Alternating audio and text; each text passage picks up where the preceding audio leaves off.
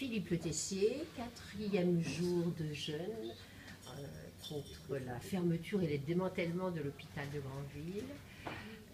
Voilà, on voudrait savoir où tu en es, si ta motivation est intacte. Alors au niveau motivation, il n'y a aucun souci. Les gens qui me connaissent n'ont pas de souci non plus là-dessus.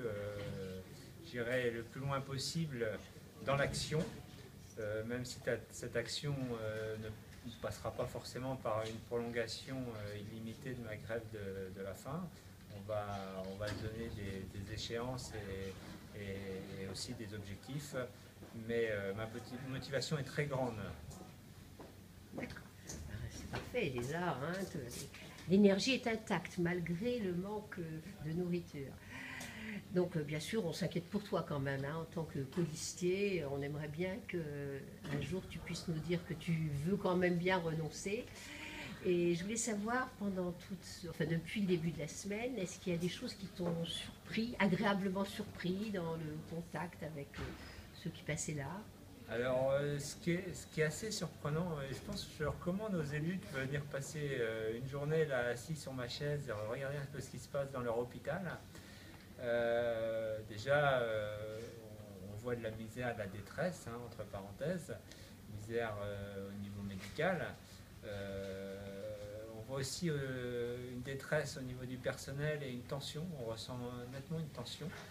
J'ai appris pas mal de choses sur le fonctionnement proprement dit de l'hôpital.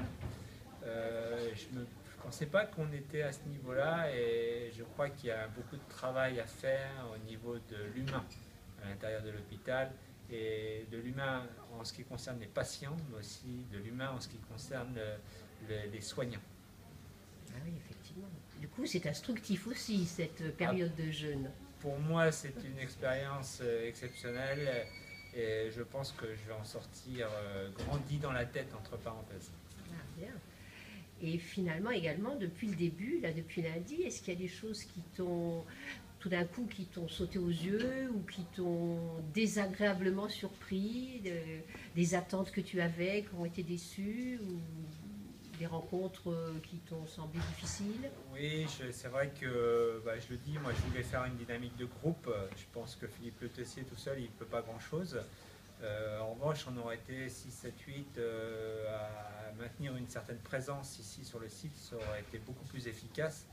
Et surtout, 6 ou 7, 8, 10 personnes assises là, autour d'une table, on aurait peut-être pu construire une stratégie efficace. Et ça, malheureusement, en dehors de mes soutiens, de l'équipe de Michel Père au complet, au grand complet, je veux dire que j'ai pas eu beaucoup. Si, je cite quand même Jacques Ledégard qui gentiment est venu nous soutenir également, mais il est un petit peu de notre équipe quelque part. J'estime qu'on n'a pas été au bout de cette affaire-là. D'accord.